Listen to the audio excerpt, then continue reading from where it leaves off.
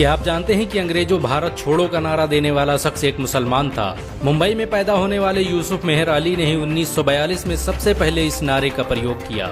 Simon go back का नारा भी यूसुफ मेहर अली ने दिया था। मुसलमानों ने भारत की आजादी में बड़ी ही क्रांतिकारी भूमिका निभाई। असहयोग आंदोलन की शुरुआत मुसलमानों ने ही की थी।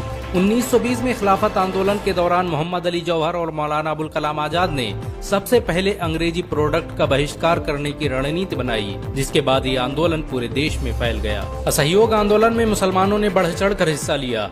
भारत के सबसे बड़े शुगर व्यापारी हाजी सबू सिद्दीक ने अपनी शुगर फैक्ट्री पूरी तरह से बंद कर दी।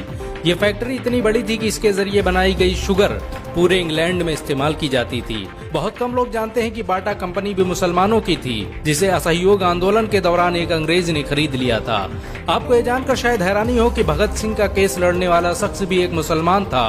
बैरिस्टर आसिफ अली ने भगत सिंह का केस तब लड़ा जब कोई भी भगत सिंह का साथ देने को तैयार नहीं था। इंकलाब जिंदाबाद का नारा देने वाले हजरत मोहानी भी एक मुसलमान थे। उन्होंने ही भारत की आजादी की रूपरेखा तैयार की थी। इतिहासकारों के मुताबिक 1857 में होने वाले विद्रोह में 50,000 उलमाओं को फांसी दी गई और लाखों मुसलमान सरेआम कत्ल कर दिए गए। 1857 में दिल्ली से लेकर कलकत्ता की रोड पर ऐसा कोई पेड़ नहीं था जिस पर मुस्लिम उलमाओं की लाशें न टंगी हो।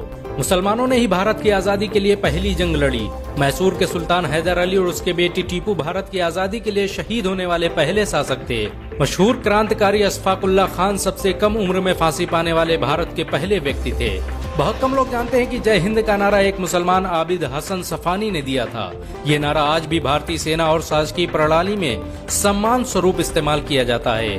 तिरंगे का निर्माण करने वाली सुरैया तैयब जी भी एक मुसलमान थी। उन्होंने ही भारत के राष्ट्रीय ध्वज को वर्तमान रूप दिया था। कानपुर में पैदा होने वाले अजीमुल्लाह खान ने ही मादरे वतन भारत की जय का नारा दिया था, जिसमें बाद में कुछ सांप्रदायिक लोगों ने माता शब्द को जोड़ दिया। आपको ये जानकर शायद हैरानी हो कि भारत का पहला राष्ट्रीय गीत अजीमुल्लाह खान ने ही लिखा था। बहुत कम लोग जानते हैं कि मौलाना कासिम नानोतवी ने दारुल उलूम देवबंद की स्थापना अंग्रेजों को भारत से निकालने के लिए की थी। इस मदरसे का मकसद देश में ऐसे नौजवानों को पैदा करना था जो भारत की आजादी में योगदान दे सकें। रेशमी रुमाल आंदोलन की शुरुआत करने वाले मौलाना महमूदुल हसन और मौलाना उबैदुल्ला सिंधी दारुल उलूम देवबंद के ही छात्र थे। मौलाना उबैदुल्ला सिंधी ने सुभाष चंद्र बोस के साथ मिलकर भारत की पहली अस्थायी सरकार की स्थापना की थी और वह भारत के पहले गृह मंत्री भी थे। आपको ये जानकर शायद हैरानी हो कि मौलाना महमूदुल हसन ने ही 1920 में गांधी को महात्मा का लक़ब दिया था। उनका ये नाम इतना मशहूर हुआ कि पूरी दुनिया में गांधी महात्मा गांधी के नाम से जाने जाने लगे। महमूदुल हसन ने ही हकीम अजमल खान के साथ मिलकर 1920 में जामिया मिलिया इस्लामिया यूनिवर्सिटी की स्थापना की थी, ताकि भारतीय शिक्षा तंत्र को अंग्रेजों के चंगुल से आजाद करवाया जा सके। आपको ये जानकर शायद हैरानी हो कि काला पानी जैसी दर्दनाक सजाओं को पाने वाले 90% से अधिक लोग मुसलमान थे। अंडमान निकोबार में आज भी सबसे ज्यादा कब्रें मुसलमानों की हैं। मुसलमानों के अलावा दूसरे लोगों ने काला पानी से बचने के लिए न सिर्फ माफीनामे लिखे बल्कि अंग्रेजों की मुखबिरी भी की। मुसलमानों ने ही अंग्रेजों के खिलाफ सबसे पहले हथियार उठाए। 1772 में शाह अब्दुल अजीज ने अंग्रेजों के खिलाफ फतवा देते हुए ऐलान किया कि अंग्रेजों की गुलामी हराम है और हर मुसलमान पर फर्ज है कि वो अपने मुल्क और देश की आजादी के लिए खुद को कुर्बान कर दे। 1857 में होने वाले विद्रोह की प्लानिंग एक मुसलमान मौलवी अहमदुल्ला शाह ने की थी। वो भारत के अकेले इंसान थे जिन पर अंग्रेजों ने 50,000 रुपए का इनाम रखा था। ये रकम इतनी बड़ी थी कि राजा जगन्नाथ ने पैसों की लालच में आकर अहमदुल्ला शाह की मुखबरी कर दी और अंग्रेजों ने उन्हें शहीद कर दिया। बहुत कम लोग जानते हैं कि 1857 में शहीद होने वाले 90% लोग मुसलमान थे। जालियांवाला बाग में जनरल डायर की गोलियों का निशाना बनने वाले अधिकतर लोग भी मुसलमान थे। भारत की आजादी का नेतृत्व करने वाले संगठन इंडियन नेशनल कांग्रेस के 9 से अधिक प्रेसिडेंट मुसलमान रहे।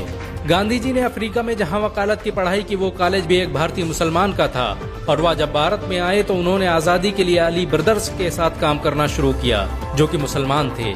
बहुत कम लोग जानते हैं कि 1921 में केरल के मुसलमानों द्वारा अंग्रेजों के खिलाफ लड़ी गई जंग में 3,000 से अधिक मुसलमान शहीद हुए थे और 50,000 मुसलमानों के जेल में कैद कर दिया गया था। ये आंदोलन मोपला मुस्लिम आंदोलन के नाम से जाना जाता है। 1942 में शुरू हुए भारत छोड़ो आंदोलन की रूपरेखा मौलाना अबुल कलाम आजाद ने तैयार की थी। संविधान निर्माता डॉक्टर भीमराव अम्बेडकर को पहचान दिलाने में मुसलमानों का बड़ा योगदान रहा है। 1946 में जब भीमराव अम्बेडकर दलित होने की वजह से इलेक्शन हार गए तो बंगाल मुस्लिम लीग ने उन्हें मुस्लिम इलाके से इलेक्शन लड़ने की दावत दी। इस तरह भीमराव अम्बेडकर संविधान सभा का हिस्सा बन सके। अगर मुसलमान भीमराव अंबेडकर को इलेक्शन न जिताते तो उन्हें कभी भारत के संविधान को लिखने का मौका न मिलता। भारत की आजादी के लिए सबसे ज्यादा लेख, शायरी, गीत और किताबें मुसलमानों ने ही लिखी। अल्लामा इकबाल के जरिए लिखा गया सारे जहां से अच्छा आज पूरे भारत में गाया जाता है। आपको ये जानकर शायद हैरानी होगी कि देश के लिए शहीद होने वाला पहला पत्रकार मौलाना मीर बाकर एक मुसलमान था।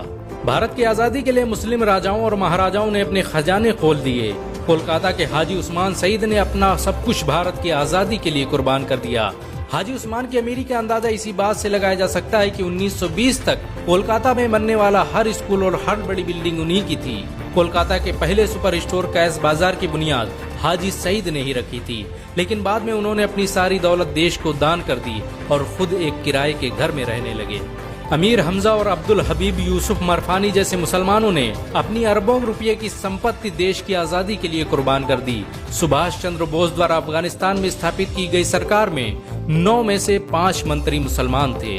भारत की आजादी के लिए देश भर में मौजूद मस्जिदों को किलों की तरह इस्तेमाल किया गया। इन मस्जिदों में सुबह शाम हर वक्त भारत की आजादी के लिए ऐलान हुआ करते थे। आजादी के वक्त कोई मस्जिद ऐसी नहीं थी जिसकी दीवारों पर मुसलमानों का खून न लगा हो।